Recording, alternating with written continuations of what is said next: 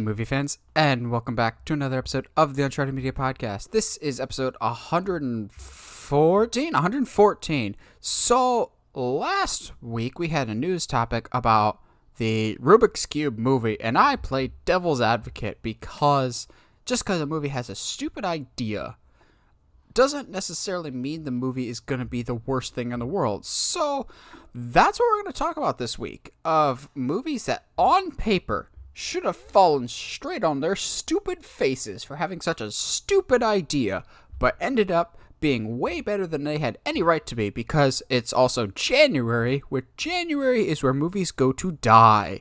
But, yeah, I'm looking forward to this one. But, first, Michael, how you doing tonight? I'm good, sir. Thanks for having me back. I'm looking forward to getting our topics, introduced, because there's some movie news this week. Regardless of what's going on in our personal lives, it's actually fun to have more content to talk about. And I think this is a tremendous topic, by the way, our main discussion. That's actually, it requires a little bit of thinking, and I hope we didn't overlap too much on our movies. I don't think we did. There's some, obviously, that you can tell by the thumbnail. I think we will have some overlap, but I don't think we'll have as much as you think we will, which is fine. I've been watching a couple of different things. One in particular that's right up Michael's alley. As soon as I just say the words Aaron Sorkin, he's just immediately, what? Sorkin? Mine? So I don't know what compelled me to. It's been in my watch list forever for Netflix, but I finally got around to watching the Aaron Sorkin written, Danny Boyle directed, starring Michael Fassbender version of Steve Jobs. The good Steve Jobs movie, as people refer to it, not the Ashton Kutcher one. Not earth-shattering or anything, but it was really, really good. I enjoyed it quite a bit. Michael Fassbender, always excellent, except for Assassin's Creed. It was interesting to me that I was so engaged and so locked into this movie, considering it has zero plot. There is no plot to this movie. It's basically three different points in Steve Jobs' career, and it's three separate moments of everyone needs to talk to Steve right before he's about to go on stage for some big discussion. That's it. Every single time. It's everyone needs to apparently talk to Steve Jobs immediately right before the biggest presentation of his life, not some other time. But it was really, really good. Again, since it's Sorkin, incredibly well written. We get like half an hour in, and I'm just immediately locked in, just going, I need to know what happens, even though there's been like no action, no actual story development. It was really good. I'm glad to hear it. I have not actually watched that. It's one of the few Sorkin projects I haven't actually taken a dive into. Now, I will say this. I got through about a third of The American President, because that's on Netflix, a couple nights ago, and I just couldn't go any further because it's just so wrong seeing Martin Sheen playing the chief of staff instead of the president. And he actually is more presidential in that movie, and even though it came out like 3 years before The West Wing. So it was just really odd, and it's not that interesting. It is well written. It's very quippy, but you talk about not having a plot. It's just the president wanting to date somebody and it being kind of controversial. And I'm like, what's the whole point of this movie? And I had to turn it off. But the one movie I did get through this past weekend, with my father, no in part thanks to you, Mr. Nathan, is you recommended a while ago, The Lost City of Z. Or Zed, depending on where you're watching it, as they call it in the movie. That's true. And my father and I, we watched it, and we definitely enjoyed it. We do wish, it ended on a little bit of a higher note, because it's a very somber note. I won't go into spoilers. But it is, more in line with the historical interpretation of the actual events that they were representing. Either way, very compelling, tragic, maybe a little bit scary, awe-inspiring, a bit humorous at times. And it was a movie that I wouldn't make my wall of movies that work that shouldn't, because it actually had a good cast, good writing, and it was a little bit of a sleeper. And I thank you so much for recommending it, because it was a good time. Yeah, I don't think Lost City of Z will ever be on anybody's like best movie ever list, but I think it deserves a lot of people's like sleeper hits movies, because this movie fell under a lot of people's radar, and it is because it's a very unconventional. It's a treasure hunt movie, but it's a very unconventional treasure hunt movie. Again, without spoiling it, following on what Michael said, it ends kind of on a down note, but not completely pessimistic. No. Like it's a treasure hunt movie, but with a more realistic ending. I'm not going to tell you what that ending is because I always recommend it to people. It's on Amazon. But also it gets some really good performances out of there. I've never disliked Charlie Hunnam, but he's never been my favorite. I think Charlie Hunnam's excellent in this movie. I know everyone's excited for Robert Pattinson as Batman, and they always go to like The Lighthouse as a great performance. I think the Lost City of Z is the movie that turned me around as Robert Pattinson as an actor because he's completely unrecognizable in this movie. Like if you don't tell somebody that it's Robert Pattinson, they will not believe you because he disappears into this role. It's not a big role, but he's probably my favorite character in it because he's a cool supporting character. And Tom Holland, a very, very young Tom Holland, is excellent in it. It's a very different type of movie, but I really enjoyed it quite a bit. You watching anything else lately, Michael? I went back and actually rewatched some of the scenes of Infinity War and Endgame. I basically sped watched them in an hour, just going through scenes that I just wanted to rewatch. And that was, after watching WandaVision, the first 2 episodes, which I actually had been going out of my way not to watch. But for me, I was hooked in the first basically minute and a half, and I'm like, okay, I have to finish this. This is actually really amazing. Okay, so you did watch WandaVision. Yeah, because I did. I did end up watching it. So I watched the first 2 episodes out there, really good. Can't wait for more. And then every Wednesday cannot come soon enough. So I'm really happy tomorrow because I get to watch another episode of The Expanse, Season 5, and it has been so unbelievably good. The writing and character work this season has been incredible, and it's my favorite show that's out right now. I can't highly recommend that enough. I'm glad you brought up WandaVision because I didn't know if you had seen it or not for us to talk about this week.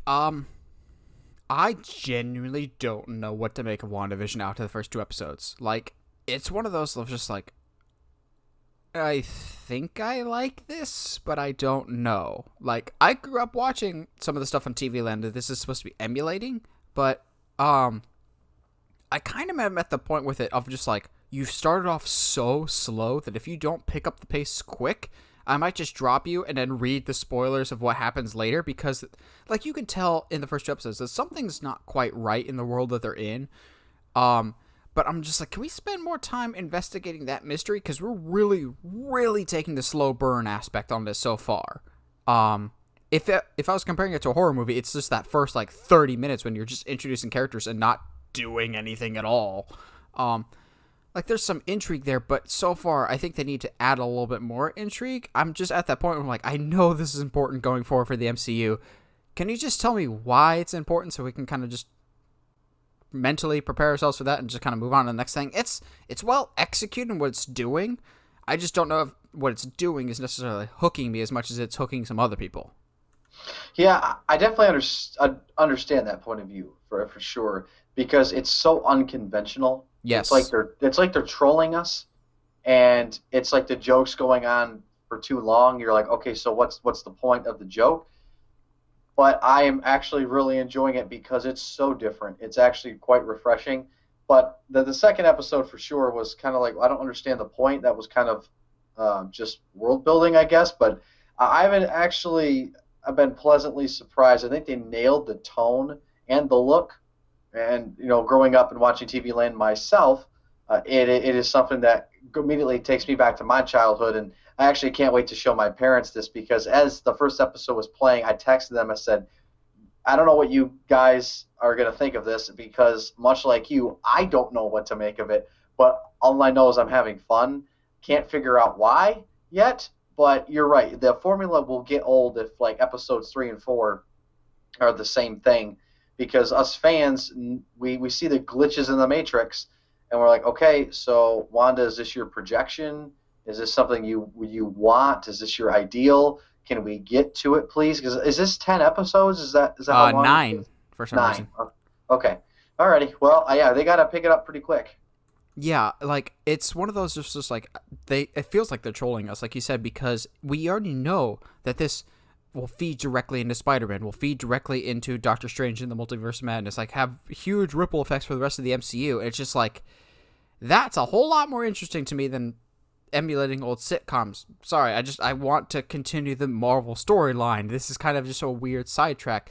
I have faith in Kevin Feige that we'll eventually get back on track, but so far, I'm like, stop teasing us. I just want to know what this overall narrative is, and maybe it being so different is hurting it for me. But even then, we've had very different things in the MCU before, like Guardians of the Galaxy. When that first was introduced, it was wildly different, but that didn't bother me. I loved Guardians, the first one. So we'll come back next week after episode 3 and see if our thoughts have changed any. I'm sure they'll expound more upon the mystery that's building. There's some good theories out there, but yeah, so far, I won't say I'm disappointed for the first two because I had no expectations, but then again, WandaVision was not the show I was most anticipating. If I feel this way after Falcon Winter Soldier, then we need to come back to the table and reevaluate things, but I don't think that'll be the case.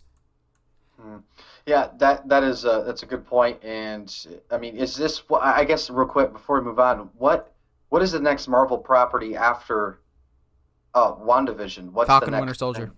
Okay, and when does that premiere then? The week after WandaVision in March.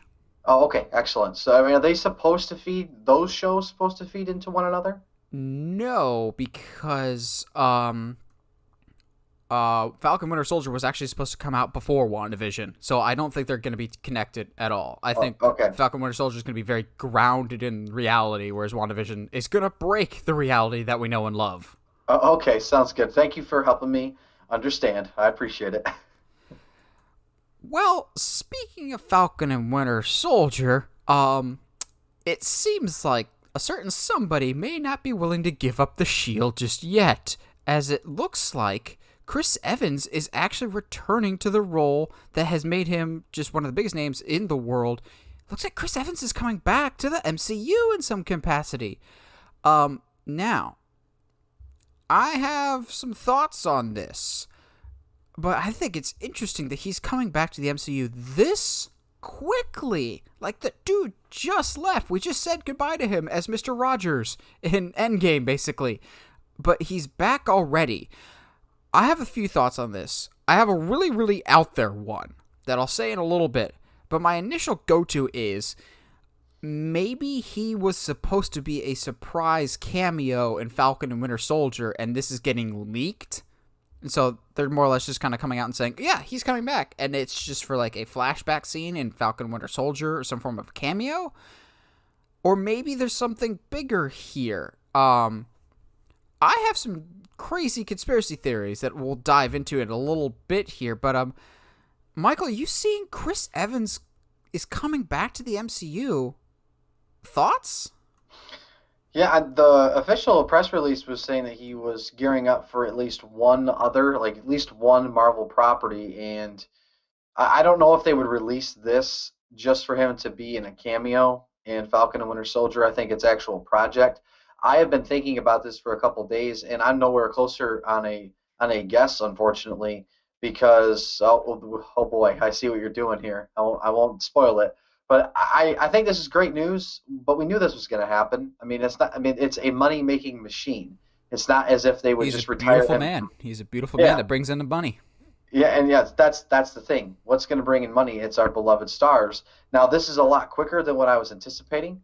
Maybe they believe they can't afford to take 3-4 years away from a character and actually give the audiences time to fully miss them.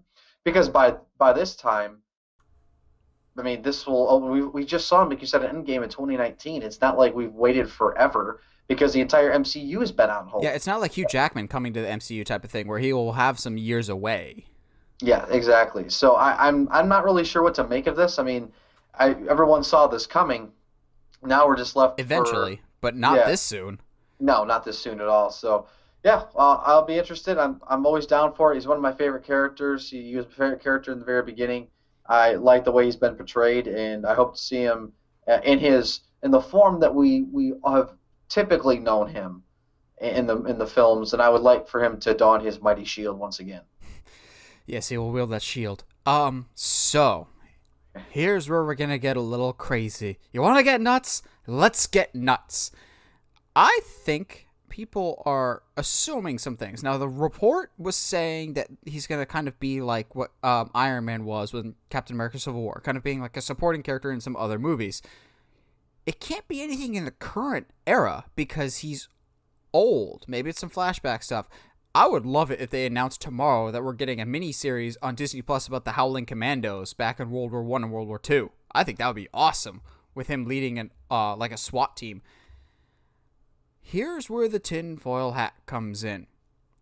Everyone and their mother is assuming he's coming back to play Captain America. I think he's coming back to play a Marvel character, all right. I'm being half joking, but half serious when I say this. I think he is coming back as Johnny Storm. I'm dead serious when I say this. I think he's coming back for Doctor Strange in the Multiverse of Madness as a separate universe's Johnny Storm. They're going to have... We already know that they're kind of looking to bring in Tobey and Andrew Garfield into Spider-Verse.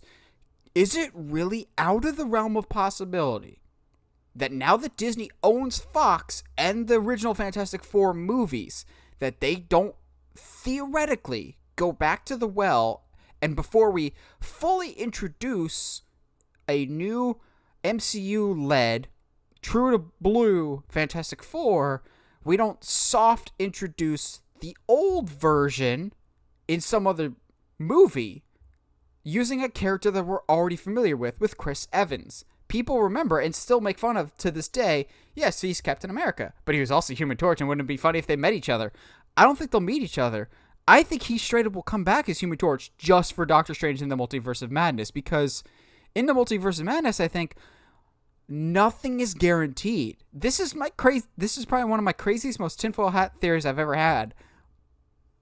But I think there's some basis to this. If they're really serious about this multiverse thing, and if they're kind of copying what DC's planning on doing with the Flash movie of everything counts, it's just in its own separate universes, what better way to do that and add validity to this multiverse thing than, hey, you know Chris Evans is Captain America, but in this universe, he was Human Torch. Before you meet our new Human Torch, this is what he was before. So it kind of more ingrains in the people's brains the concept of a multiverse. I think that's a really clear-cut way for someone like my mom, who doesn't understand what a multiverse is, be like, in this planet, he played Captain America, but in this planet, he played Human Torch. They'll never meet because they don't exist in the same universe. But thanks to some shenanigans, thanks to WandaVision, now it's possible. That's my craziest theory I have ever, probably. But I think everyone's just kind of assuming that he's coming back as Captain America. That's my response. Well, listen, you usually do a very good job of, selling your particular theory. You're going to have to sell this one a little bit harder to me, but I understand where you're going. To answer the rhetorical question, I will say absolutely not. It's not outside of the realm of possibility. At this point, all bets are off. They can have as much fun as they want. And if they're doing it for the fans, they know the fans are going to absolutely love that. They know how funny that would be and how well they could play that. So seeing it in my head, I think it's pretty cool. I will mention, though, that at this particular risk, if they did take it, they'd have to do it very carefully, because even somebody like myself, who I know the difference, I can tell the difference, I've seen both movies, I can parse the two characters out, it's going to start to get pretty insane pretty quickly, and I don't want Phase 4 to be marred by confusion. So I would say, if this is true, I would just ask them to all tread lightly, but in Kevin we trust. So if anyone that can pull it off, Marvel can do it. MCU can take care of it. Just no problem. There's also been some rumor and speculation out there, or just some fan theory out there, that he'll be coming back as like an alternate universe's version of like an evil Captain America, which I'd be down for.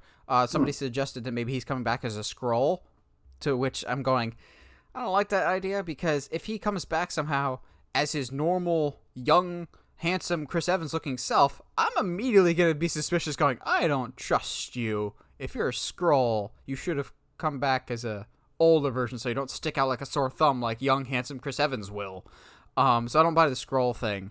Yeah, there's a lot of interesting possibilities. Now, Chris Evans seemingly is debunking this, but he's known to have some fun with fans on Twitter. He just tweeted news to me after a lot of people were reporting this, so that's neither confirmation or denial from him.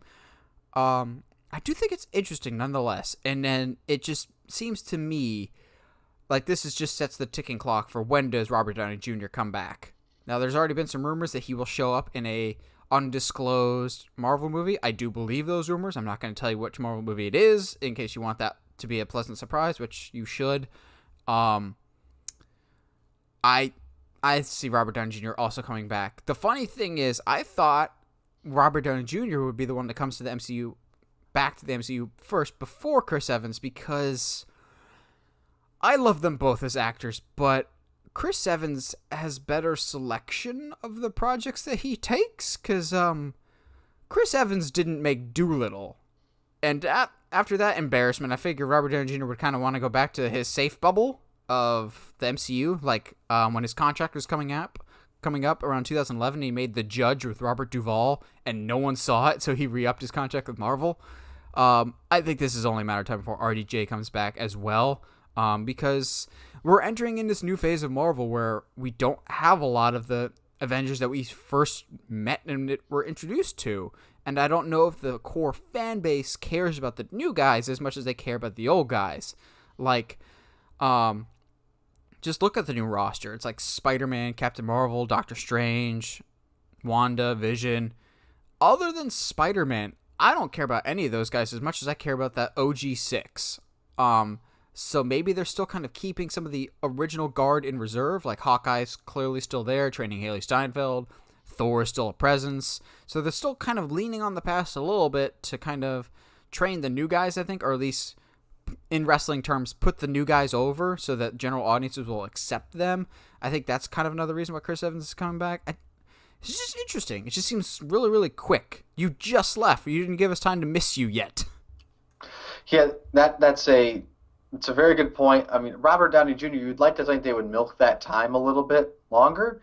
I do have a question you say about the original six. Do you think we ever see a movie with just them again, maybe a send-off movie, like an actual true send-off, like we are finally going to move on because the actors honestly can't stay young forever? But do you think we just get, like, for the old guard's sake, like they have to go do their own mission and this side mission somewhere and it's just up to them?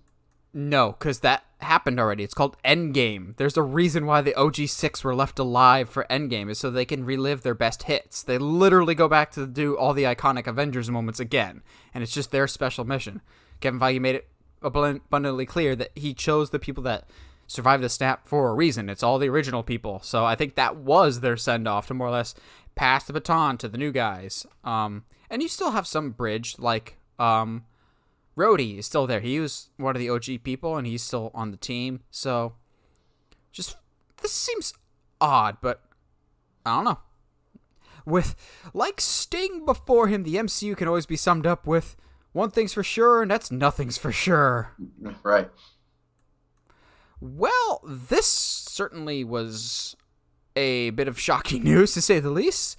I'm sure Michael's excited about it. I am less excited about this. And that is that Godzilla vs. Kong. Okay, we need to clarify once and for all. Is this Kong vs. Godzilla, or is it Godzilla vs. Kong? I think it's Godzilla vs. Kong. Godzilla vs. Kong is getting moved up 2 whole months and is now coming out March 26th. I am of two minds of this. I think it is awesome that we're getting this sooner, because it means I get to see it sooner. I think this is bad because this does not speak to a vote of confidence, and here's why. If Legendary Warner Brothers thought this movie could make money at the box office, they would have delayed it a few months or seen how vaccines and everything else is handling it to see if people are going back to the theater. The fact that they're moving it up 2 months, to me at least, shows that they don't care about how it performs at the box office, and therefore, to me at least, don't have that much faith in it. Maybe I'm reading too much into it. Maybe I'm too pessimistic. Maybe I'm still down from King of the Monsters. Michael, do you see it differently at all? Is this worrying or a positive to you? It's worrying financially, because I want to see this franchise actually do well. But if this movie doesn't do well, make them money, I don't think they make another one. I think they scrap this character for a long time and try in maybe 5 6 years to try a different Godzilla. Because Godzilla will always be there in some iteration. It's too big internationally and in international markets alone for it to just die in the cinematic universe in any case. It's just hard in the American space. It always has been, and I will say that as somebody who is a fan, I'm saddened by that. This does not, encourage me from the box office wise. The one thing that I have to say, we haven't even seen a trailer for this yet, Nathan. We don't know what the movie's called. I was thinking about this as this was released. I don't know what this movie is about other than the obvious, but like why? We haven't seen anything except for like literally 3 seconds of footage that was teased officially across two different trailers. Yeah, and yes, that's right. So that's the more worrying part is that they move it up and we still don't have a trailer. Why wouldn't they have moved it up with the announcement trailer for this film? Dude, why? Can you imagine? This would have been one of the smartest things they could have done from a publicity standpoint is just drop a trailer and at the end saying, coming March 26th. Thank you. Say the date at the end of the trailer. But to your point of we don't have a trailer or anything marketing, now I think this is out of Legendary's hand. This was a Warner Brothers decision to go, okay, this needs to go to HBO Max sooner rather than later because I think this is going to come in contact with another thing that we'll talk about later, HBO Max involved. I don't think this is a good idea. This is a bad move because to me it just screams you don't have confidence in this movie. But it also to me means we're getting a trailer sooner rather than later. Same with Mortal Kombat. We're not talking about today, but some pictures came out from Entertainment Weekly. Official stills of the Mortal Kombat movie that's coming to theaters and HBO Max. So expect a trailer for that sometime soon, as well as a trailer for Godzilla vs. Kong, because those are really, really right around the corner. We already have a trailer for Tom and Jerry. I think that's the next Warner Brothers movie that's going theatrical and HBO Max, which... Michael, did you see the trailer for Tom and Jerry? I purposely didn't watch it because I wanted to... Lucky. I wanted to keep my memories of my childhood intact. It's booty. It's straight booty, man. It's so bad. Like, it looks like Mousetrap with Nathan Lane. Yeah, I want to be excited for Godzilla vs. Kong. I know this is your most anticipated movie of the year. I want to be excited. But Warner Brothers, through no fault of Legendary, they're the ones that are making this. They're nothing to do with them, but everything to do with how this movie's been handled from a behind-the-scenes aspect has just really drained my excitement for this. And the fact that you moved it up in this really uncertain market right now just screams to me that you're not confident in what you've made. And maybe it's you've got burned too much with King of the Monsters, which I know you liked it, but a lot of people didn't, and it didn't have the box office returns that they're hoping for. These newer MonsterVerse has not paid off in the way that they were hoping. Like, No, I don't mind not the at all. 2014 one, and Kong Skull Island is still my favorite of this whole MonsterVerse, but none of them have reached the peaks that I'm sure Warner Brothers and Legendary have been hoping for. And there's only one reason for that. It's they didn't cross it over with the Pacific Rim Jaegers. That's the only thing that's been wrong with this entire franchise. And that's completely serious from me. No sarcasm whatsoever there. Yeah, this makes me worried. But because we like to be positive here on the podcast, we're getting it 2 months early. So my prediction about the thing that they're going to fight that I said last year in my predictions that I can't tell you now because some toy leaks said what it was. We're going to see that sooner rather than later. We're going to see Kong beat Godzilla because he will. Kong will beat Godzilla. We'll come back to this. He will. From a positive standpoint, it would mean I get to see it 2 months earlier. And then if it's safe, which the theaters around me, they do a very good job. So I will see this in theaters. It'll be the first new movie in months. And then if I like it, I don't know if I will or not, I can rewatch it at home in 4K, assuming devices are supported by then HBO Max. Thanks for that. Yeah, I couldn't agree more, Nate. I have enjoyed everything that the MonsterVerse has done, but I'm in the minority, and I understand why I'm in the minority. I'm not perplexed.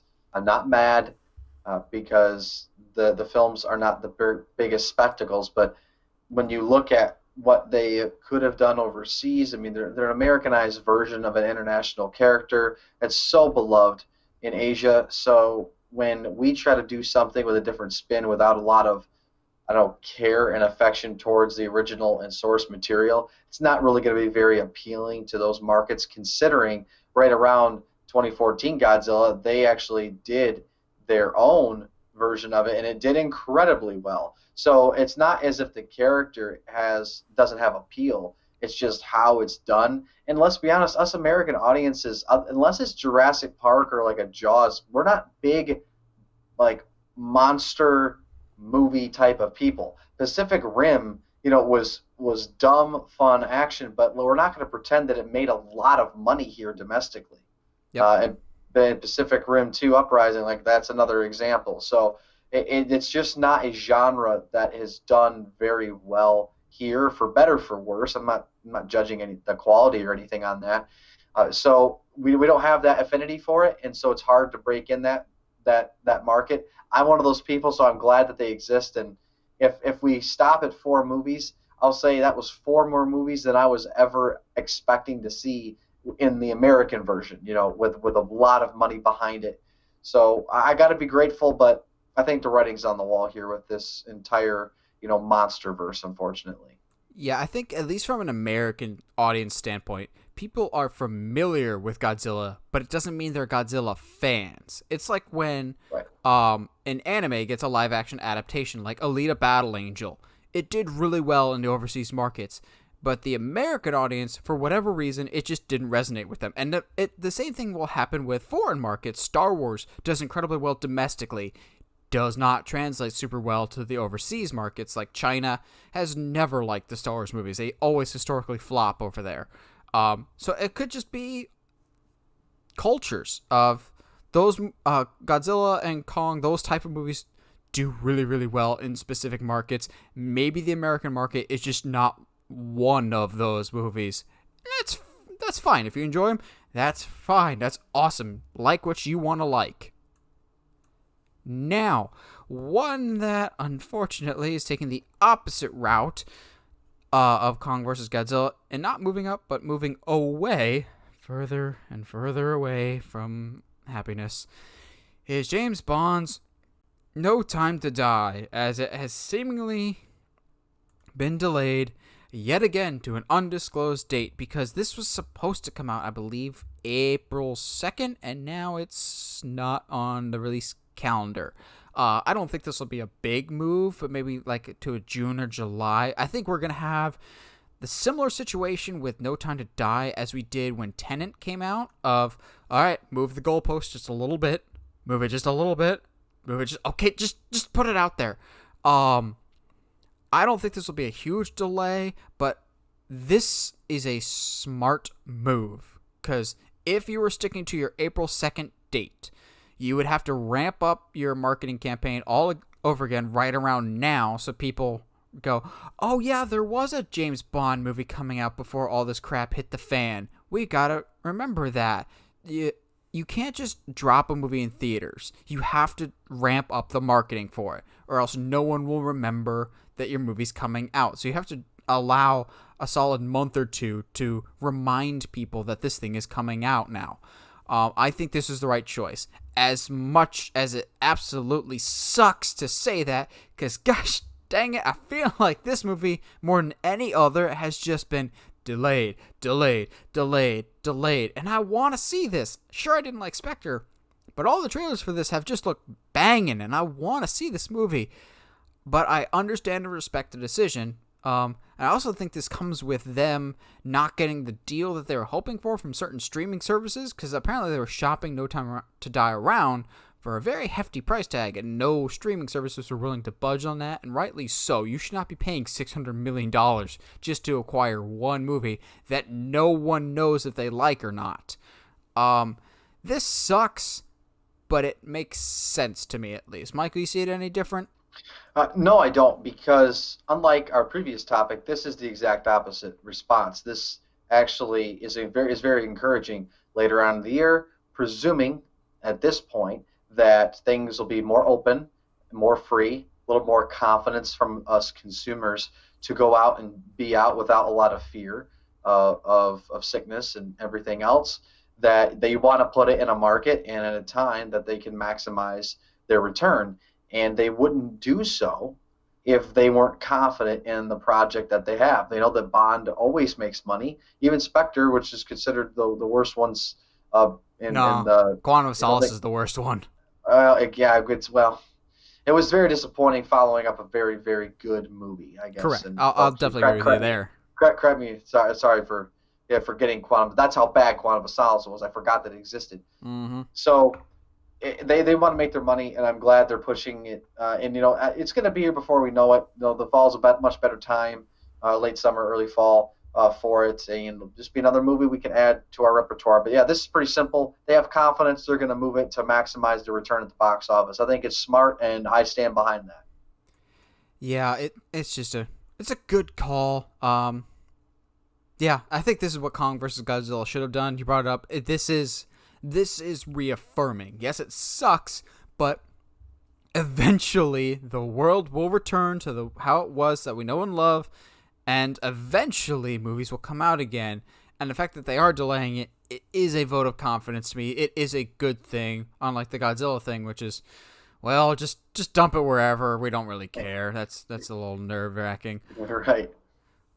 Well, something that's had a lot of hype surrounding it is Zack Snyder's Justice League, which also will be hitting HBO Max sometime in March, which I think very much plays a factor into the news that Zack Snyder has come out with. Which, quick side note with this, does literally anybody else besides Zack Snyder use Vero?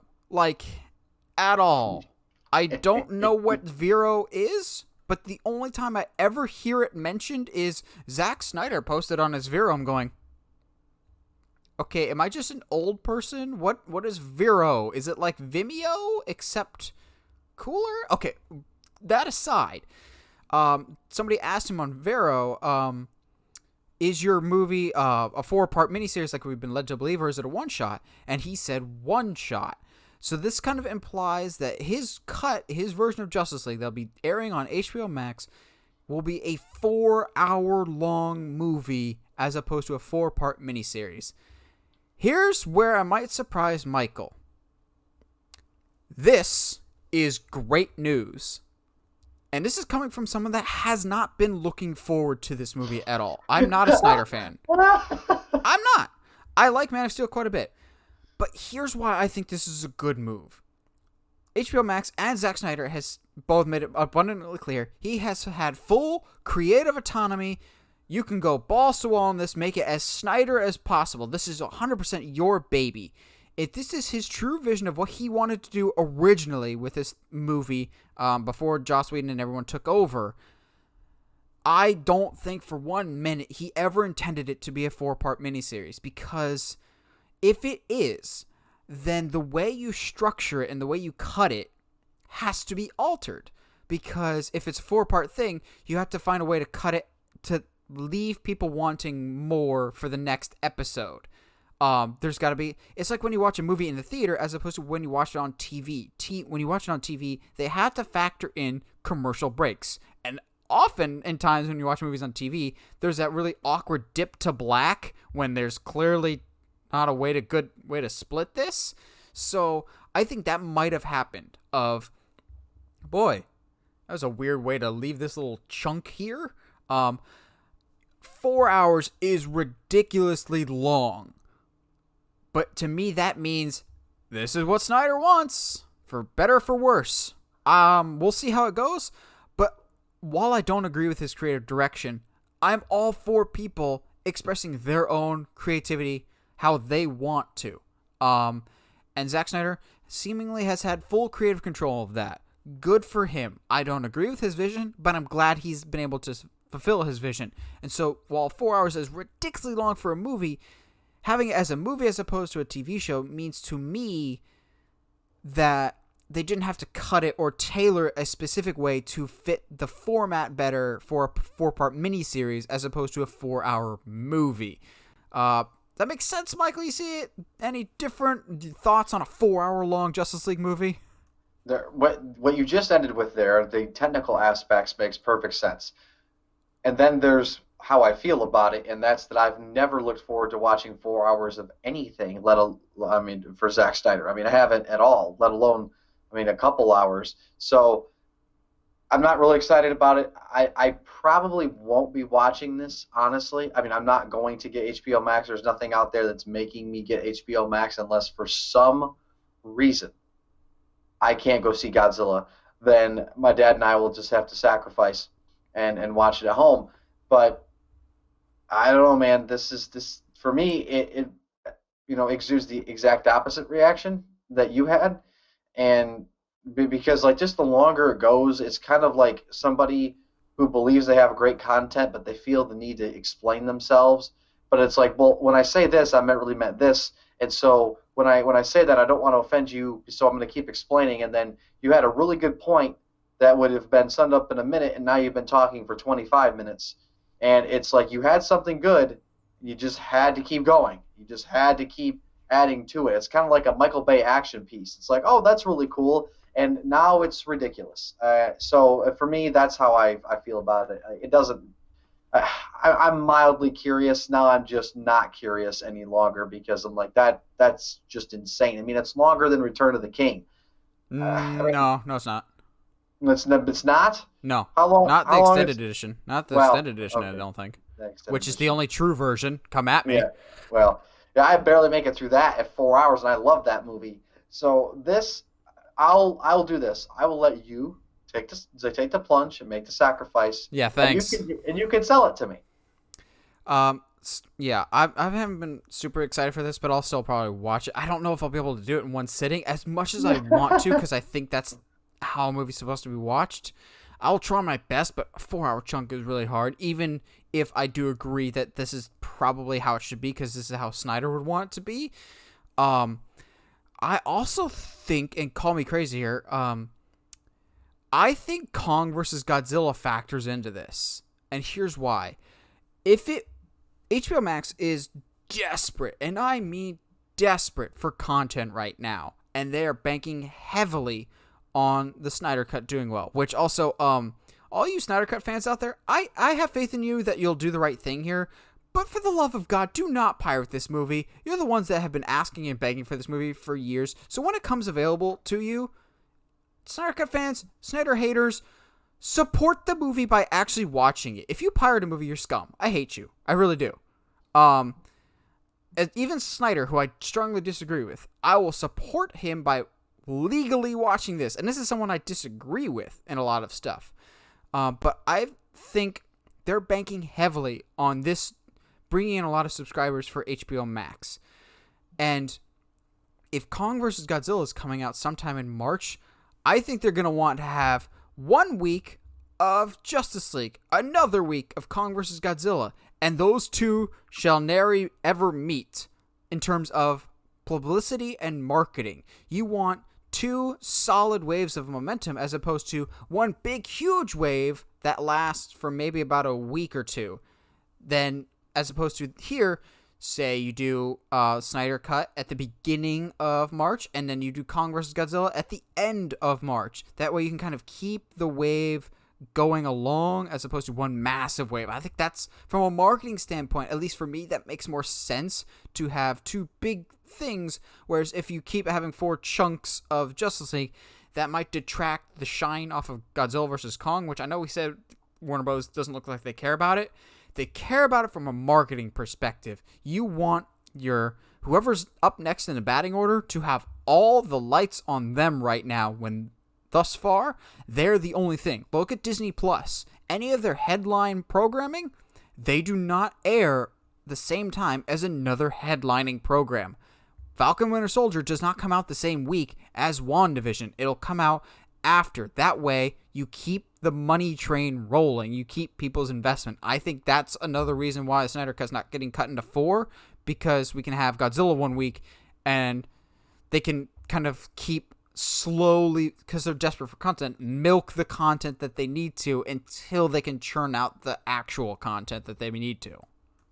Yeah, that makes perfect sense because that's the one thing that's lacking on this platform. I, being one of the potential consumers, I just decided to go ahead and buy like The West Wing, for example, and The Newsroom, some of my favorite shows that got moved from Netflix and Prime over to HBO Max. I just decided to go out outright buy them. Everything else on the platform, I'm not interested in, but the things that did come to the platform were very underwhelming, like Wonder Woman 1984. So Oh. something, yeah, something like this, something like, but I will say this though, to stretch out the content, wouldn't they want to make it a mini series and release it once a week in a way? Isn't there a counter argument to be made there? Uh, if it's good, I think. Okay. Like I'm a big proponent of the weekly model. Like Mando, like WandaVision. I get people like the binge, but I like the building of anticipation each week.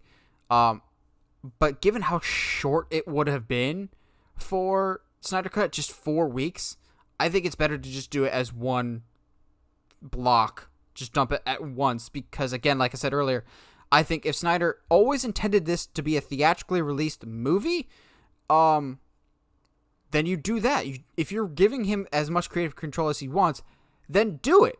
Don't make it a miniseries. Also, there's been some rumors out there that he wants to make it a 4K Blu-ray release. I don't know if I buy that. Again, nothing against Snyder, but it would be incredibly idiotic for them to do a physical release of the Snyder Cut. And it has nothing to do with the quality of the movie. It would be incredibly idiotic because you alienate the people that might sign up for HBO Max. They'll just be like, oh, they're coming out with a hard copy version of Snyder Cut? Oh, I'll just wait and I'll rent it later. Like, Yeah, Disney exactly. Plus has not, nor will they ever, release The Mandalorian on Blu-ray or 4K. Because the only way you can watch The Mandalorian is on Disney Plus, and that's exactly how Disney Plus likes it. Maybe they do Snyder Cut on hard copy. I just think it's incredibly stupid to do that because there's a lot of people that want the Snyder Cut. You want their money? Make them pay for it via HBO Max. If they buy it as a hard copy, that's a one-time thing. They pay $25 one time and they have it. Warner Bros. No longer continues to get money from you. If you air it on HBO Max, and it's the only place you can see it is HBO Max, they will continue to get the $15 out of you month after month. So maybe they'll do a physical release of Zack Snyder's Justice League, but if I'm Warner Bros., I don't for the monetary reason. Yeah, that's a good point. It's funny how you mentioned though the weekly model. It's just we finally come full circle back to network television Except and regular better. seasons. Yeah, except better budget, better quality, better writing, all this stuff. But it's funny, like as far as the release schedule, it's like, yeah, I really like this whole once a week thing. It's really nice. And what, yeah, you know how it always was. It's just a little ironic to me.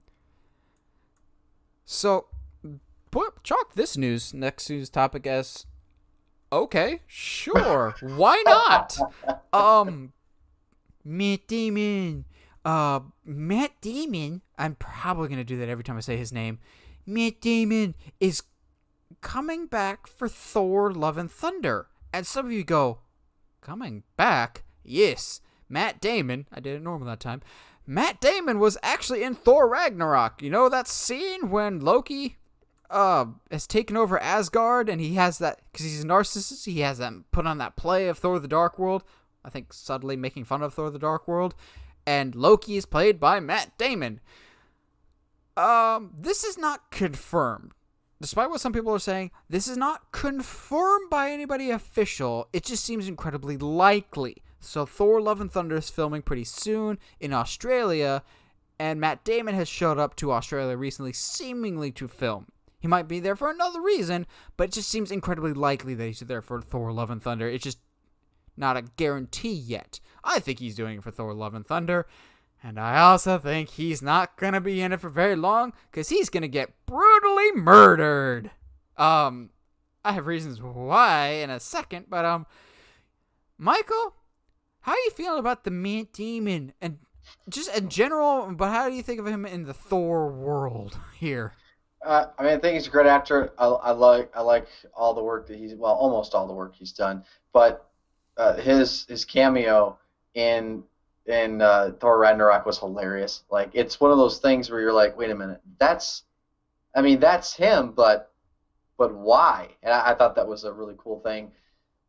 Saw this news, or potential news rather, and I really don't know what to make of it. But it's never a mistake to add talent to a film, and considering the creative direction that these movies are going in, I don't see how it could ever be a bad thing, even if it's for something simple and something short. I doubt that it would be because of where they're traveling to and restrictions. But if it's to fulfill some maybe a greater plot line, or maybe just the fact that Matt Damon likes to visit Australia and he's really good friends with Chris, and so hey, why not take a vacation? And oh, by the way, we could use you for a day on set. So for me, sure, why not? Like this is great. I would never say no to this. Yeah, I think he'll have a bigger role than Ragnarok, obviously, in which case it was just like a blink and you miss it. However, I still don't think he's a big part because we already know this cast is huge. You've got Thor, obviously, coming back. You've got Valkyrie, who's going to be a bigger role. You've got Jane Foster coming back. It's going to be fine, buddy. Come on. It will be because they're going to follow the comics with her having cancer and everything, which is it's a really cool story to take. You got the Guardians of the Galaxy coming back because Karen Gillan and Drax and everybody else are quarantining themselves, and it's kind of funny to follow them on social media just going, I'm going crazy here, people. I don't think he'll be a big role, but I do think he will brutally die at the hands of his buddy Christian Bale. So I've already seen great memes because Christian Bale, as we know, is the villain, Gore the God Butcher, in this Thor movie. I've already saw a great picture of Matt Damon and Christian Bale, the two of them in Ford v Ferrari, and it just said Thor, Love and Thunder. Like if they team up. I love it. As I said, Christian Bale is playing the villain Gore the God Butcher. If your name is Gore the God Butcher, you better be butchering some gods. I wouldn't be surprised if Matt Damon is the sacrificial lamb here. Like, we gotta have the opening scene. Like, remember how in Ragnarok, Hela just wasted a whole bunch of people. She killed Zachary Levi so hard that he died and went and became Shazam. I think the same thing is gonna happen here. I think Gore the God Butcher by Christian Bale is gonna kill a whole bunch of remaining Asgardians that survived Ragnarok, including Matt Damon. That way, this scene where he, like, pretends to be Loki who died in the Dark World is foreshadowing to his actual death the next movie. And tell me it just wouldn't be funny just to see Christian Bale kill Matt Damon. I wouldn't be surprised if that's part of the rationale here. I think he's just there to die. I think that'd be entertaining. Yeah, for sure. And well, obviously it's weird to say what you just said and also agree with it, but I know where you're going with that. Isn't Lady Sif also coming back? Isn't she confirmed? Yes, I believe she is. Yeah, this movie is an Avengers movie as far as like the amount of cast goes. I have no idea how this movie is going to go. I mean, we obviously have the rumored Jane Foster like narrative and like that it could be cool, but how are they going to pack all this into one movie? That's where I'm really starting to get a little concerned with just screen time because I love the character of Thor. Can we please focus on him? You've brought him so far in his movies. Like he's now my favorite MCU hero character. Really? Yeah, like they've done him so well between Endgame, Infinity War, and Ragnarok. Those three, like they really sold me on him. But I want to see more of him. I don't want to see less of him. So considering all the other people that are in these movies, and now they all could be short. I mean, the Guardians could be in one scene. Matt Damon could be in one scene. Lady Sif can be a part of the team along with Jane Foster, like as far as like one of the supporting characters. So it doesn't have to be like they're all trying to help Thor on his quest or anything. But I'm just starting to get a little concerned. But I do trust the creative team, so I guess I should stop worrying. Matt Damon's just there to teach Thor how to fight hand-to-hand combat style, That's like right. Jason That's Bourne. Right. And I'm here to teach you to act. hey, Chris Hemsworth can act. Yeah. Yeah, I think Thor was my favorite leading up to Avengers, and then some movie called Winter Soldier happened, and then Captain America immediately became my favorite, and then Thor is probably my second favorite, and then there's 50 Feet of Crap, as they say in Moneyball, and then there's Iron Man. Iron Man's death was well-deserved. Come at me. Last but not least, I got really, really, really excited with this news, guys. Like, ungodly excited. And it's twofold. So remember last week how we talked about Lucasfilm Games is ramping up production. They're like, yeah, we're thinking about doing some stuff. Well, I thought that they were just going to do stuff with the Star Wars name, because when we hear Lucasfilm, we think Star Wars. Psych! Lucasfilm also does Indiana Jones, remember, guys? Because Lucasfilm Games is developing an Indiana Jones game. But also, they came out like 2 days later and said that they're doing an open world Star Wars game from Ubisoft. So Lucasfilm Games, I remember a few weeks ago, I gave crap going, I don't think Disney cares about video games and knows how much money can be made from them. I think they're realizing how much money can be made from them, and I think the licensing issues from EA are not going to be there anymore. I think everyone will be able to pitch their ideas for a Star Wars game to Disney, and going forward, I think we're on the cusp of it. I'll dive more into what I think we can expect, but Michael, I know you're probably really excited about these because you're always down for more Star Wars games. The Star Wars game supposedly is from Ubisoft. The Indiana Jones game is supposedly from Bethesda. Which of those two sounds more exciting to you, and what do you see for the future of Lucasfilm Games? So I normally would default to the Star Wars side in this case, but I'm actually more excited for Indiana Jones because of the publisher and studio. Bethesda has a much better track record as far as critically acclaimed games than Ubisoft. Ubisoft does great stuff, but their open world third-person sandbox things are very repetitive. I mean, if you've played The Division, you've played the rest of their games as of late. Watch Dogs, Division, or basically there's no difference between them. And so I'm less enthused that that particular studio picked up the Star Wars game. However, even if it's not the most compelling way to tell the story in this open world third person shooter sandbox, it's still Star Wars. It's going to look great. It's going to have some big support behind it. So that is exciting in and of itself. But Indiana Jones, that for me, considering coming from Bethesda and their track record, it is very, very intriguing to me, especially with what's the era going to be? Who are we, like, what age are we playing in? And then just the story, the narrative itself, like, that is so cool to me. I mean, these are obviously multiple years away. My guess would be at least 3 years away from now because of how much time and development they will need. Maybe some of us will have a PS5 by then. No, that's hilarious. So I'm really looking forward to what they have in store. I mean, games in the next few years are going to really, really start to hit the entertainment industry pretty hard, and I'm actually really looking forward to it. So this is great news. A little hesitant on Ubisoft and Star Wars, but hey, you got to show me, you got to prove it to me first. So I am moderately intrigued. Yeah, I'm always excited for a new Star Wars game. That's fine. I'm actually much, much more excited for Indiana Jones. Star Wars, I'm not as excited for this one because we've had quality Star Wars games recently. Fallen Order's awesome. Battlefront 2 is the redemption story of all redemption stories when it comes to video games. I feel like there's another one that came out recently. Rogue Squadron. Squadrons. Yeah, Squadrons. It's getting pretty good reviews. We've had good Star Wars games. We have not had an Indiana Jones game, period, since Lego Indiana Jones, and before that, some crappy game for the Wii. We have been so deprived on Indiana Jones. It seems like Lucasfilm has, as they usually do, they put all their time and energy into Star Wars because there's a lot of storytelling you can do there, and kind of neglect Indiana Jones, which is one of the most beloved franchises of all time.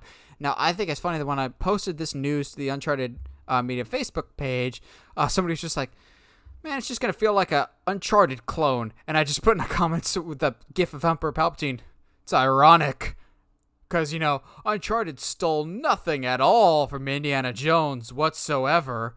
But also, if Indiana Jones replicates or duplicates some of the ideas from Uncharted, I don't care. I will not complain about plagiarism because it would fit too well. I think it'd actually be a funny coming full circle because Indiana Jones inspired so many treasure hunters going forward. Like, I think Brendan Fraser's Mummy movie takes a lot of inspiration from Indiana Jones, Tomb Raider, Uncharted, and I love all of those. I just love treasure hunting stories and games. It's why Uncharted resonates with me so much. It's why it's Uncharted Media here. I just love treasure hunting stuff. Indiana Jones is one of my favorite franchises of all time.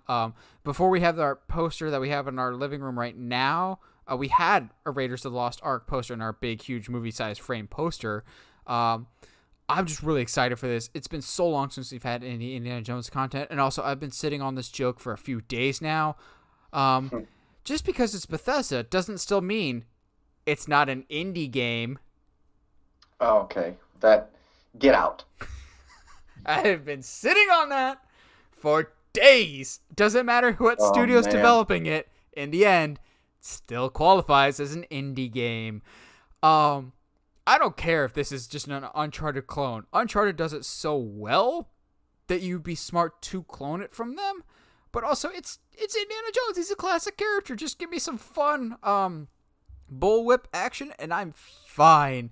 There's a lot of different routes you can take. There's a lot of book material. Wow, it's a very long time ago, but I did a episode, not a podcast episode, but just a video. Maybe I'll link it in the description of pitches that I would like to see for future Indiana Jones movies when they were talking about Indiana Jones 5. Do the same thing for the video games. Have them look for Atlantis. But my top pick, either movie, better yet, game. Indiana Jones looks for Excalibur before the Nazis can find it and use it as the ultimate weapon. You're welcome, Bethesda.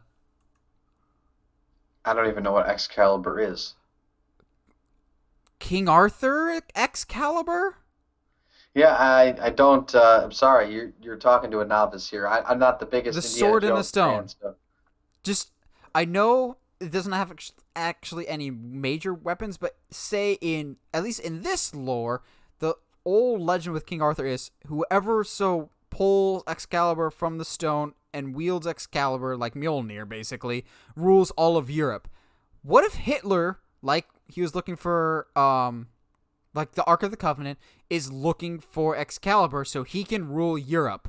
Tell me he wasn't interested in Europe back in the day. The story writes itself. You're welcome, Bethesda. Well, that's actually really good. Can you just go be on a creative team? You're wasting your talents on podcasting. I swear you need to be a writer or at least be a part of a story team. Thank you, my friend. Thank you. So this episode is sponsored by Disney Plus. Go watch WandaVision. Give us your thoughts. Tell us if we're missing anything. Because I don't know. I still have so many mixed feelings about this. Not as many mixed feelings as I had about most of the movies that we're going to talk about today. Almost all of these movies, I thought, are dumb ideas. They should not work. They're stupid. Just, like we said last week, the Rubik's Cube, that's a stupid idea. Who knows? It probably could be. But we don't know that.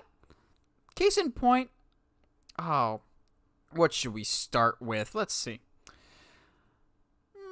Let's start with Power Rangers, 2017's Power Rangers, because yes, that's starting to be like the Josh How to Train Your Dragon or the Nathan Iron Giant jar. We just need to have a jar for Power Rangers. How often we talk about it. I did not grow up watching Power Rangers. I did not care about them, know anything about them, anything.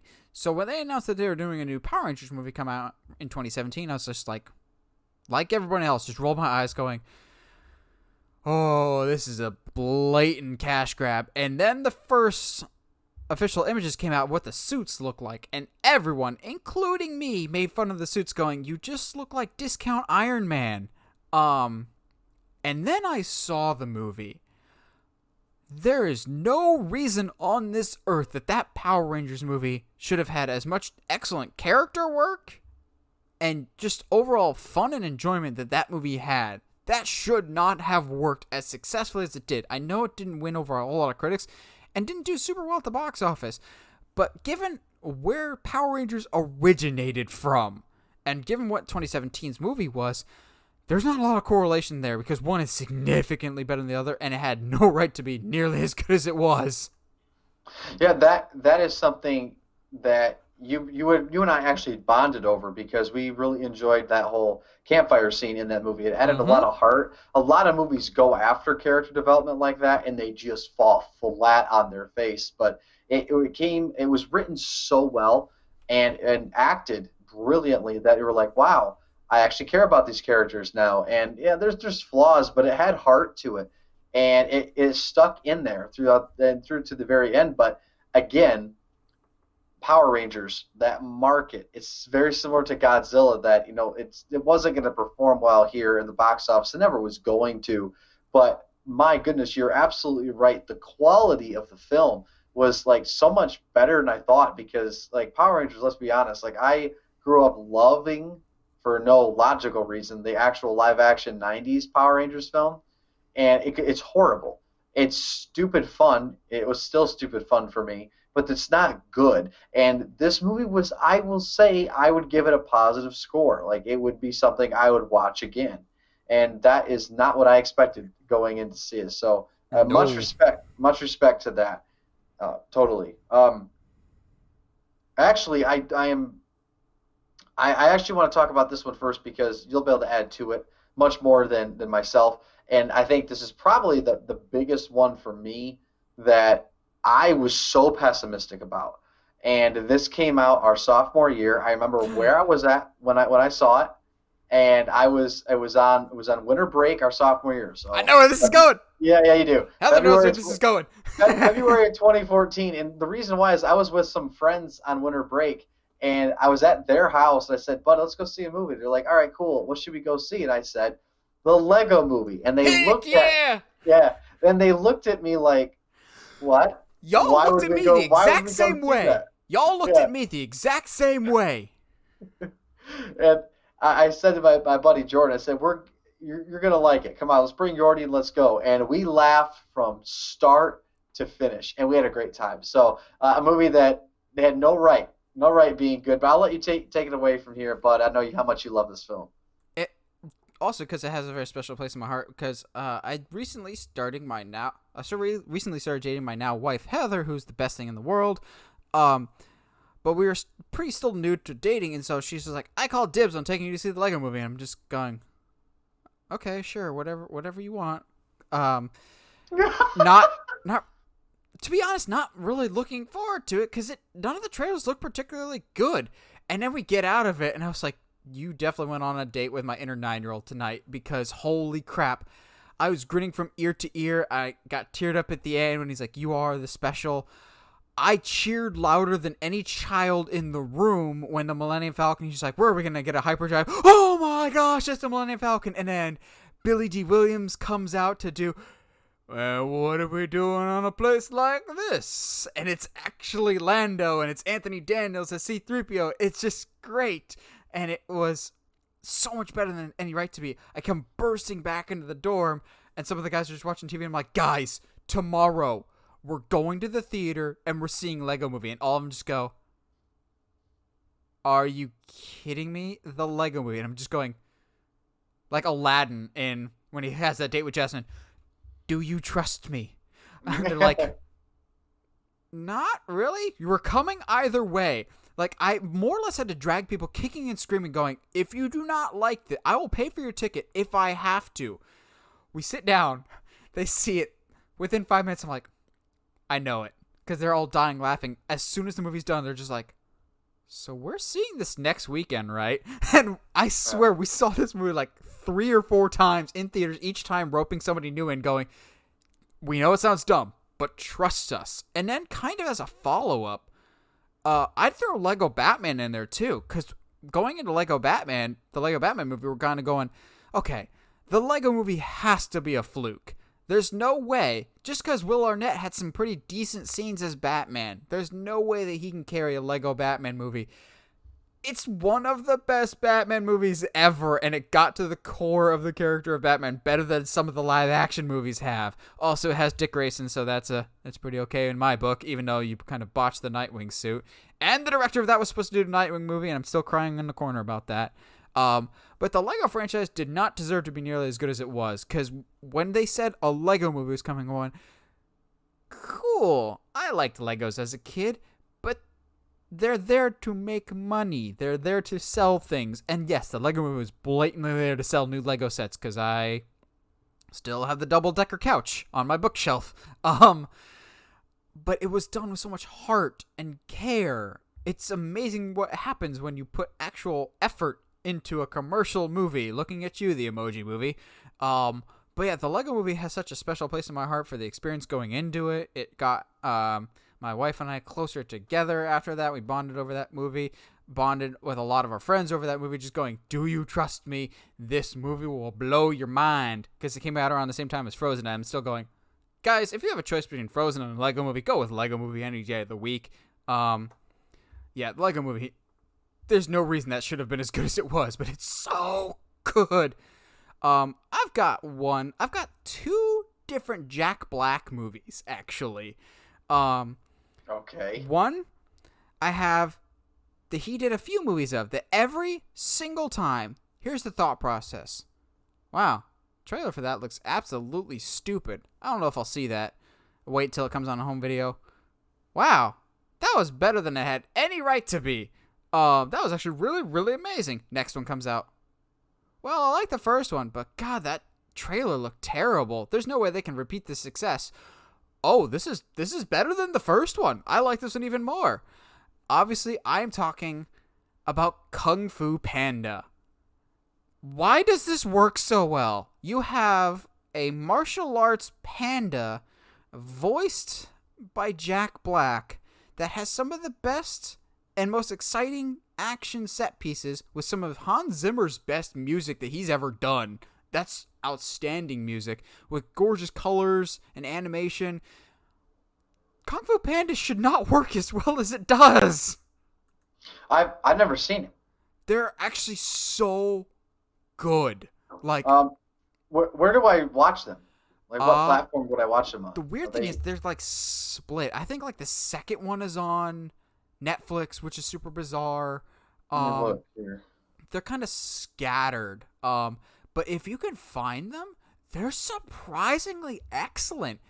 Which shouldn't be really surprising, but they should not work as well as they do, considering how big a voice cast they have. They have Jack Black, Dustin Hoffman, Jackie Chan, Angelina Jolie, Seth Rogen, Gary Oldman's in one of them, J.K. Simmons is in another one. They have a stacked cast with just a really good main protagonist. Poe's probably one of my favorite main protagonists because, yes, he becomes like the ultimate warrior or whatever, but he's still so incredibly relatable. Just because he becomes the great hero doesn't make him less of a dork. He's just like, I'm the great hero. Oh crap, there's stairs that I have to walk up. So he goes up all the stairs to face the bad guy, and he's just like, before we fight, can I have 5 to 10 minutes so I can catch my breath? Like, the problems of his character don't go away or get fixed just because he becomes the hero of the story. His problems are still there, but he embraces his issues to make him a better person. Yeah, I didn't realize that the first one came out in 2008. The first two are on Prime Video. The other one's on like YouTube TV, which I do have. So I'm gonna have to check those out with the family here. And though I don't really like watching movies alone, I don't know if you do or not. I just don't like it. Yeah, I'm with you there. So yeah, that is great. What also? So it's the first two are your Jack Black movies? No, I have another Jack Black movie actually. Okay. But before I get into that one last thing about Kung Fu Panda is it's such an odd thing to make note of, but Kung Fu Panda has one of the most beautiful color palettes that I've seen in an animated movie in a very, very long time. Like the sunsets are extra orange, the grass in the rolling hills is extra green. The colors just pop. It feels like an old school martial arts movie, kind of, in the way it's presented. Like, I think you'll generally be amazed at some of the choreography that they have in these movies and the logic that goes into them. The other Jack Black series that I have that should not work as well as they do, considering I don't necessarily care for the original, but when they said that they were rebooting Jumanji, I rolled my eyes harder than just about anybody else going, yeah, that's a dumb idea. They're not doing it with Robin Williams. This was after he passed away. Oh, Sony's doing it? Yeah, that's a terrible idea. Sony can't buy a franchise to save their life. And then Do you remember the media firestorm that came out with that first set picture? They had that first official image of like The Rock, Jack Black, and then you had Karen Gillan's character who was in the tank top and the shorts, and everyone's outraged going, why is she overly sexualized? And the people making the movie were just like, y'all calm down. We will explain it in the movie. You're seeing this picture out of context, and then sure enough, there's a reason why Karen Gillan's character looked like that, because she was a video game character, like Lara Croft used to be, how she was portrayed that way. There is no reason why the first one, and especially the second Jumanji, should be nearly as good as they are. I love them both so much, and Jack Black was born to play a teenage girl, and it's the weirdest statement ever, but it's so, so true. And normally I'm not a big Rock fan, because he's the same in every movie. But he plays against type in these movies, and I appreciate that. He's able to flex his comedic side, especially in the second one, when he breaks out his killer Danny DeVito impersonation. Are we in Florida? Like, it's so good, and it should not be as good as it is. Yeah, that is a great pick. I remember watching, like, one of my friends who is not an avid moviegoer saw it 3 times. And I went, what's wrong with you? So I finally went and I saw it, and I'm like, holy cow, you're absolutely right. This is fantastic. And I went and saw the second one in theaters, and we had a great time. So what a great pick, Nate. Like, those are great things. Of course, I can't speak to Kung Fu Panda. I'm just gonna have to watch it and report back at some point. I think you will very much enjoy them. They're pleasant surprises. Well, you have never let me down. Honestly, you've never let me down on this at all so far. So look, I will check off a couple more, hopefully in the next coming weeks, about more Nathan Rell movie suggestions. Weird thing. Before you watch any of the Kung Fu Panda movies, I don't think there's any spoilers in them. Look up the soundtracks for the movie and just listen to them. Hans Zimmer did not have to go that hard for Kung Fu Panda, but good lord, he went hard on this soundtrack. I'm just like, you know how much I love movie scores, so I appreciate the recommendation. And by the way, you were right. King Arthur's soundtrack's amazing. Right? Like, it's not a good movie, but yeah, I balled to that. That's good. It is awesome. I will say I will talk about another movie which I don't know if you'll have on your list either, but it's a movie. Now, I've not seen this movie, but I do know of the overall cultural impact and the popularity of a movie that I will say to you, we saw the trailer together. I think it was a Super Bowl trailer, and we all looked at it, and then the title came at the end, and we were like, ooh, that's intimidating. And that is John Wick. John Wick should not be as good as it is. Yes. John Wick is beautiful. All of us made fun of that title. Like, who is it? It's John Wick. Ooh, a washed up Keanu Reeves playing a guy who's supposed to be really BA. Like, oh man, yeah, this movie just crushed it. And so, like, the fact they're making what they're going to be filming possibly 4 and 5 this year, what a cool thing to see the resurgence of this type of character, or this type of actor. And so, yeah, that was a movie that should not have worked by any means, because that market was flooded with that type of either revenge, action, over the top. I mean, Liam Neeson. I was going to say mostly Liam Neeson movies. Yeah, killed the genre. But yes, I will, I guess, throw an honorable mention in there. Taken should not have been as good as it was, but I love the first one's great. Yeah, the first one's amazing. So, but yeah, John Wick, and basically the whole John Wick franchise for that matter. But I remember even you and I both were making fun of it. Yeah, because I remember at the time, because we were saying Keanu's washed up. He hasn't been in anything good in a very long time. I know I heard a lot of people complaining over the years. Keanu can't act. John Wick is a stupid name for a movie. I remember because the poster was like his head with like a fuse at the end. We're just like, oh, is he going to explode or something? Now when you say John Wick, I shudder in fear because I have seen all 3, and I know, do not piss off Baba Yaga. Do not do anything to his dog because he's terrifying. He kills a man with a book. Like, no. This should not be as good as it was. I'm so glad you brought up the Keanu, because he's on my list. Cyberpunk 2077. Just kidding. No. Oh, dude. Just no. I just had to take a cheap shot there just because. I can't wait for that game to get out of beta. Try in 5 years. Yeah. Another 5 years of development. No. Typically, when you hear a movie's been in development hell for X amount of years, it doesn't end well. Especially comedy sequels revisiting territory decades later. I don't mind Anchorman 2, but it's not nearly as good as the original. It just seems like comedy sequels, especially, if you do them too late, you definitely lose the magic of the original. That was 100% not the case with Bill and Ted 3 Face the Music. This movie is what 2020 so desperately needed. This 2020 was an absolute crap show. But how utterly optimistic and blindly naive Bill and Ted Face the Music chooses to view the world was so cathartic, really, in 2020.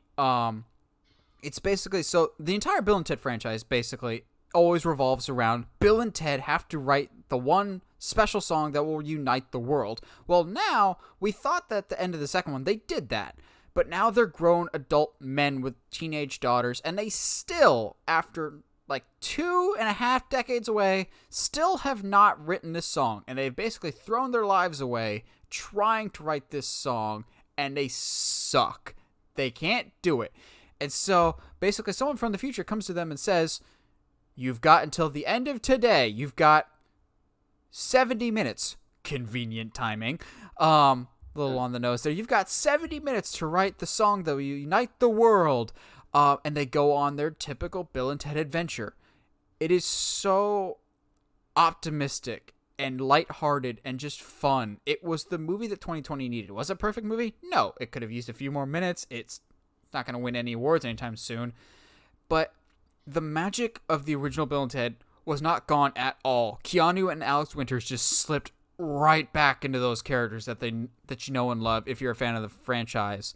And even though they introduce new characters who are seemingly there to replace them, they don't feel like replacements. You enjoy the new characters just as much as you enjoy the old characters, which does not always happen in Star Wars sequels. It was still enjoyable all around, but it didn't rely on nostalgia. Force Awakens, it had nostalgia, but it wasn't central to the story. Like, Michael, I don't think you've seen any of the Bill and Teds. You could go into Face the Music cold, like you could with Force Awakens, and not miss anything. But you're rewarded if you watch the first two. It's just, they're blindly naive. I've always said, I think Bill and Ted both could lift Thor's hammer because they're too stupid to realize the significance of it. And also, they're just too kind-hearted. Because, yes, they're idiots. They're like stoners without the actual stone, so to speak. But they're idiots, but they're never jerk idiots. They're always good-hearted people. And they always, no matter how bad life gets, they just keep going in with a smile on their face. And if that's not what you need in 2020, I don't know what is. And it should not have worked as well as it did, considering that it took them 20 years to make this movie. And it's a sequel to, not necessarily the biggest comedy franchise, but a cult classic from the 80s. It should not have worked nearly as well as it did, but it was what 2020 needed, desperately. Well, I know I haven't seen it, but I'm very well might add them to my list. So hey, another good pick, and I'm glad because it's just a fun little comedy. I don't know if you'll love it, but I think you'd at least enjoy it. Yeah. Well, one of the films that caught me off guard, and it's definitely a comedy. Was a film that came out in the very first part of this past decade, and a film that I will say this: you get stars past their prime that will just do films just to get money. They will mail it in. They're not trying. It's basically like seeing like your favorite star in a B movie, and it's like, man, like they don't belong in there. Why did they even take the job? And well, we get it. It's work. You want to have work to do, and you can get on the big screen. You're going to make money. Well, this has a slew of a cast of characters that not necessarily past their prime, but they had much bigger days acting. and they all came together to make a nice little spy thriller, but also make fun Yeah. of the genre. And that was 2010's Red. Oh, Absolutely, not where I thought that was absolutely, going. yeah, absolutely a movie that I'm like, this should not work. I Mm-hmm. mean, Morgan Freeman, John Malkovich, Bruce Willis, Helen Mirren. I'm like, okay, it's a great cast, but it's like it's almost Carl too good to be Urban. true. Yeah, and like, yes, exactly, almost too good to be true. Like, is this gonna be a really dumb movie, or is it gonna be smart? And my parents love that film. We laughed from start to finish, and actually didn't mind the sequels. The sequels were not nearly as good, but No, they uh, rely too much on the comedy and not enough on the action. yeah, for sure. So like that was a movie that took me and my whole family by surprise. It shouldn't have worked, not because there weren't going to be a talented writer or director in it, but because we had seen that the failings of like a good cast, but the same premise, action or spy, and it's like it doesn't hook you. And they executed every point so brilliantly, and I love that movie. If you guys haven't seen it, I really recommend Red or Retired Extremely Dangerous. Yeah, good pick. I hadn't even thought about that one. But yeah, if you look at it on paper, it's just, hey, old people are wanted by the government and they have to fight back. Like, that doesn't sound that exciting. And especially considering it's Bruce Willis, who, let's be honest, for the past few years Yes. has been phoning it in. Of all things, he doesn't phone it in, Red. He's having so much fun. Although, I haven't been the biggest John Malkovich fan. John Malkovich is perfect for Red.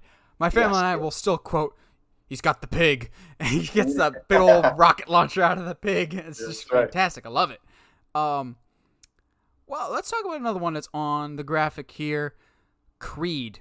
Creed should not Oh have my. been as good as it was, Ooh. because Rocky Yes. Balboa was the perfect ending for the Rocky franchise. And I remember for years people talked about they might do a spin-off with Apollo Creed's kid. I'm going, well, first of all, did he have a kid? I guess he did, that we might have seen in Rocky 4. Who might still be around in the ether. I'm not sure.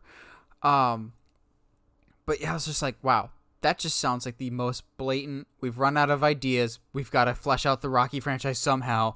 Let's just have Apollo Creed's kid, because we can't have Apollo back. Let's just have Apollo Creed's kid back, and we'll have Rocky train him.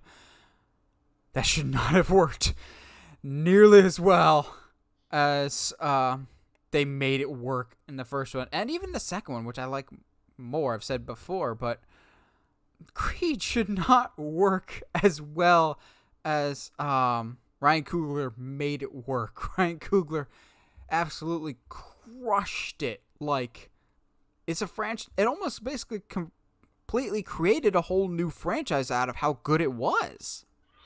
Yeah, this movie I saw in theaters, and there were scenes in that still give me chills. Again, like I've mentioned it before, the intros, the long take, like the intros of both Creed and Pretty Ricky Conlon, the way it was shot, the long takes in the hallway, and the seemingly uninterrupted like one takes of the fights, and like thinking of like how did they actually do that? Where did they hide a cut there? How is the guy bleeding?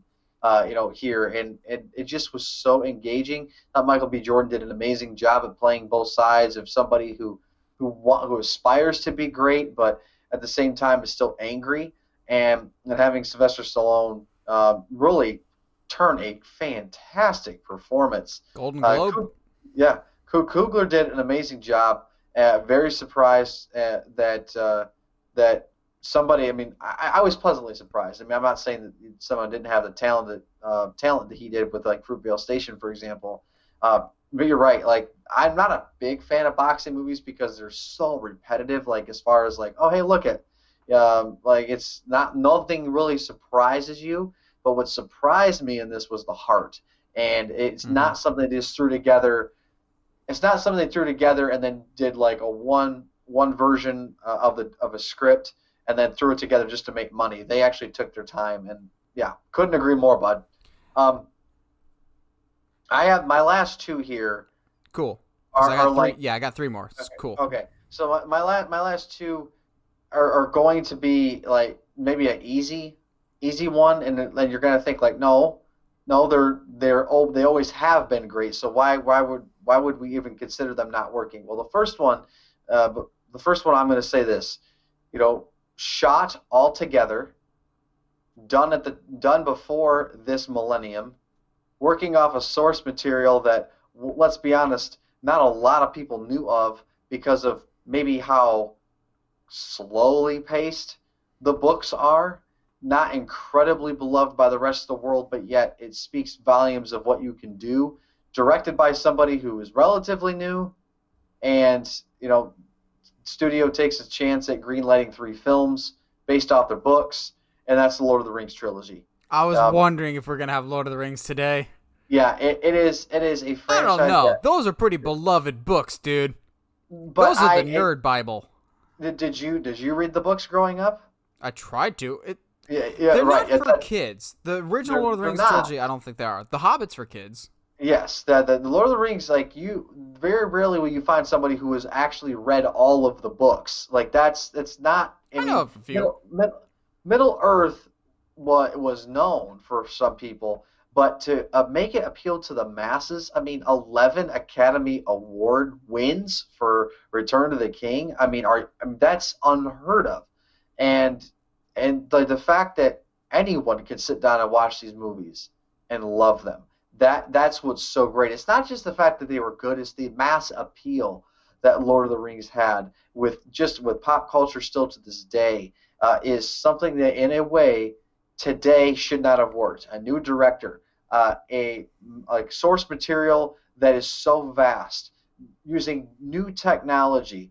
A studio like you'd mentioned with Dune, like, a studio's not going to greenlight 2 sequels for Dune, but yet they allowed Jackson to go out and film all 3 of these, back to back to back, and so that doesn't happen anymore. And you look at the context of what they were risking, it should not have worked as well as it did, and it was so successful, and that's why it's on my list. Fair, fair. Yeah, I almost put it on there. People knew about the books. I think I would put more on the list of people thought these books were unfilmable. It's not so much that people were unfamiliar with it. I know quite a few people, more I of an think that's a older good take. generation. I think of Yeah. more of an older generation. But people thought Lord of the Rings was unfilmable, and to a certain extent, for many many years, it was until Was, Jackson yeah. showed up with cutting edge technology.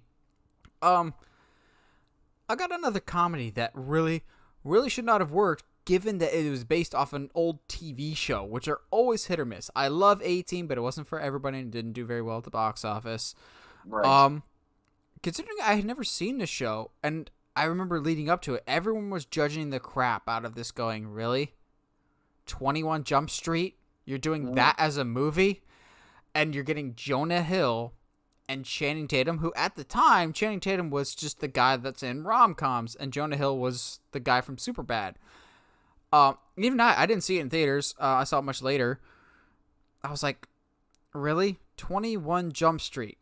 And then all these positive reviews start coming out. Everyone's going, this is actually really good. And I finally get around to seeing it. I was like, this is really good. And I even like the second one more.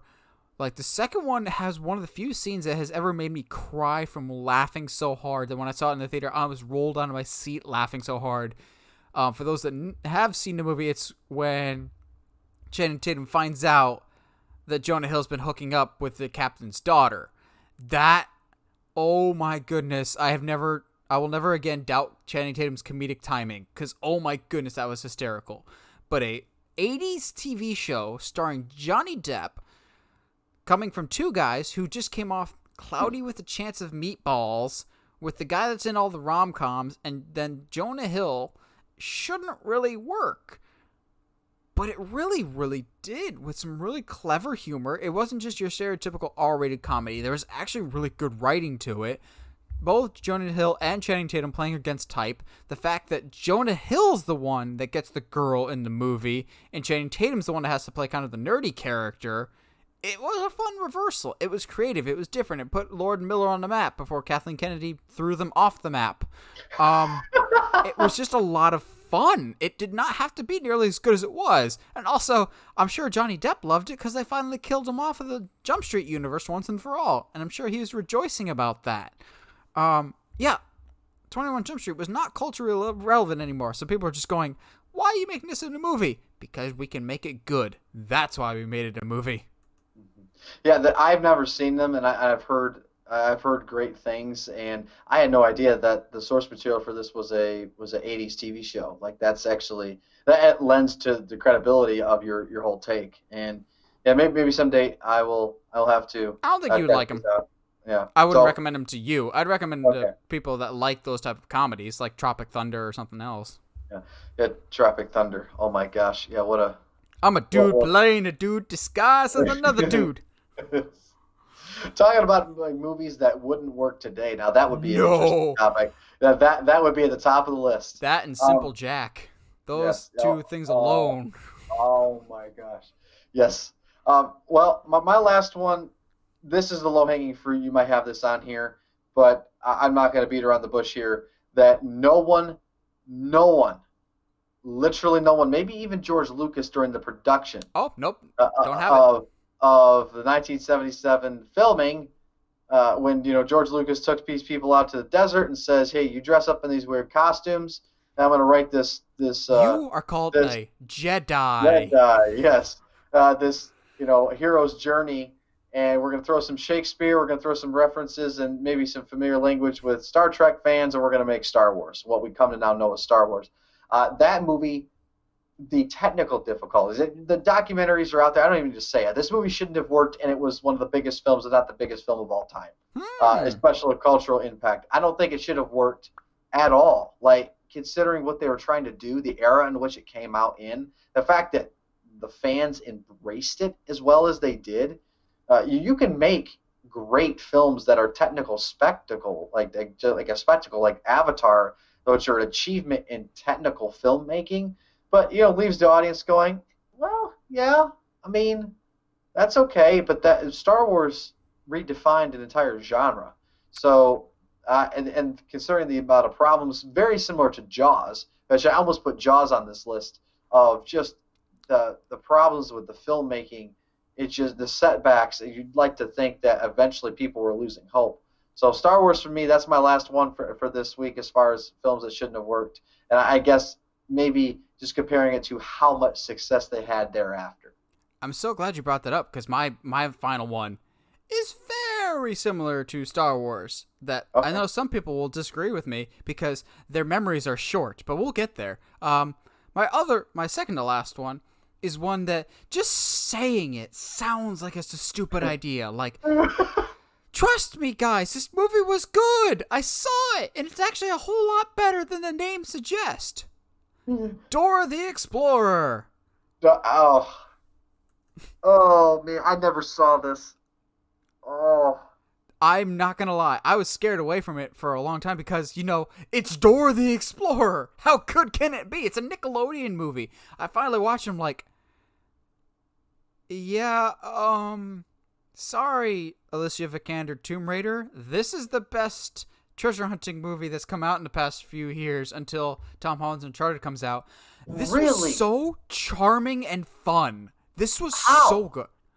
It kind of is self-aware in what it's doing. So obviously in the old Dora it would be like, this is poisonous. Can you say poisonous? So she does that at the beginning when they're all at the dinner table, but no one else does that. So like Michael Pena, Lewis from Ant-Man and the Wasp, he's her dad, and when she does it, he's like,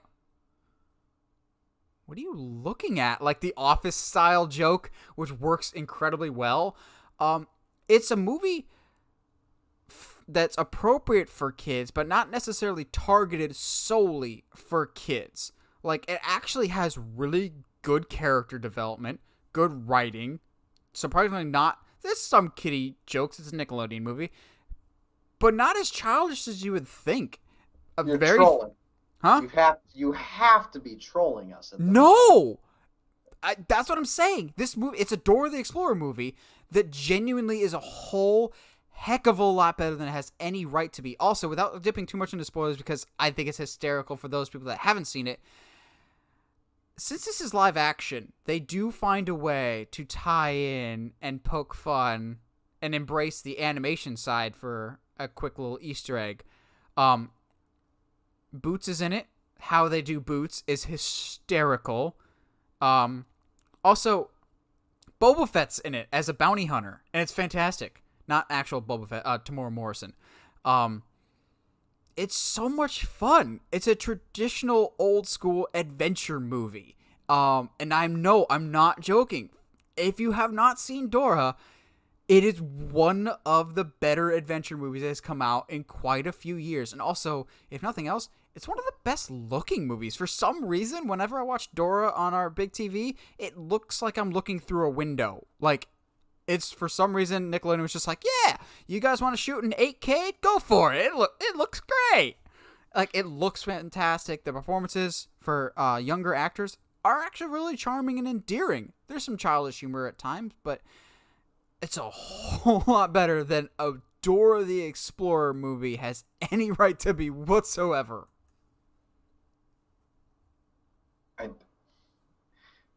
I don't have words. Dude, it's a Lego movie situation. It really is. You're going to put it on that level?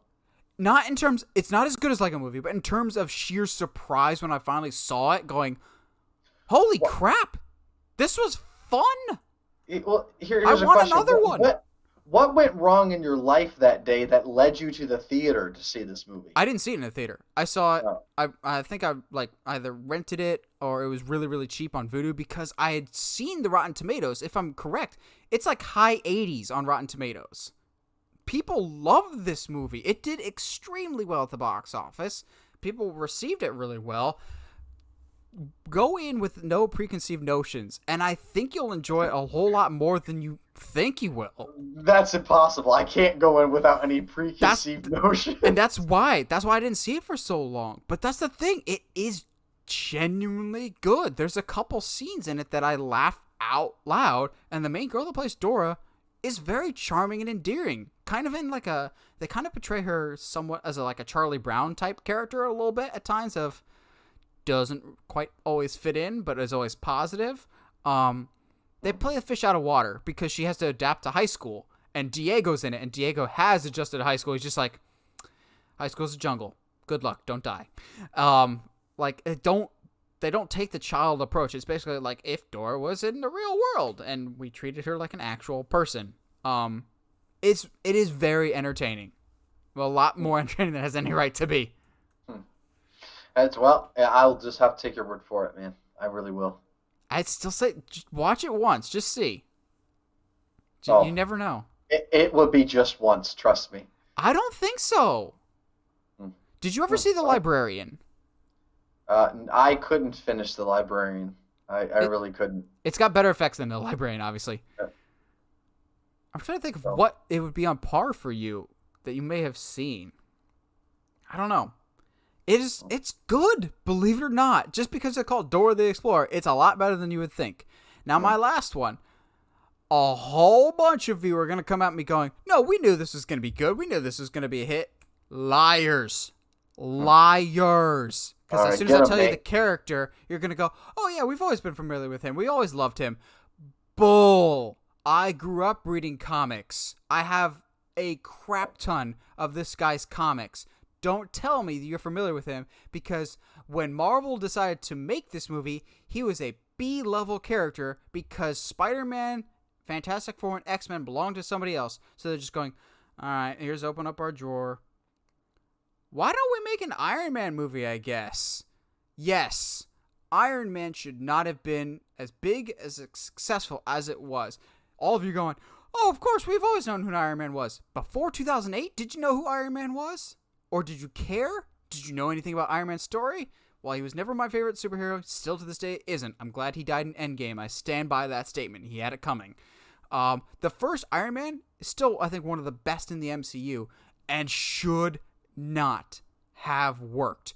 You have Jon Favreau, who is not the name he is now, coming off Mandalorian and Jungle Book. You had the guy that just came and did Elf, and the guy that was on Friends for a couple episodes as Monica's boyfriend, is directing a movie that doesn't have a completed script, that they're finishing the script as they're shooting it, with recovering alcoholic Robert Downey Jr. that no one wanted to even insure because they thought they wouldn't be able to get their money back or he was too much of a health risk for this production. Y'all think of Robert Downey Jr. as the biggest movie star in the world. Flashback to 2008, no one was touching Robert Downey Jr. with a 20-foot pole. Combine that with a character that the general audience had never even heard of. Sony passed on Iron Man. They didn't want him. They only wanted Spider-Man. Fox passed on Iron Man. They only wanted X-Men and Fantastic Four. No one cared about the classic Marvel characters like Captain America and Iron Man, but Kevin Feige did and said, we're going to make one standalone movie that's good. We're going to focus on how to make that character work. He and Favreau created a masterpiece that launched the MCU, but it should not have been as good as it was.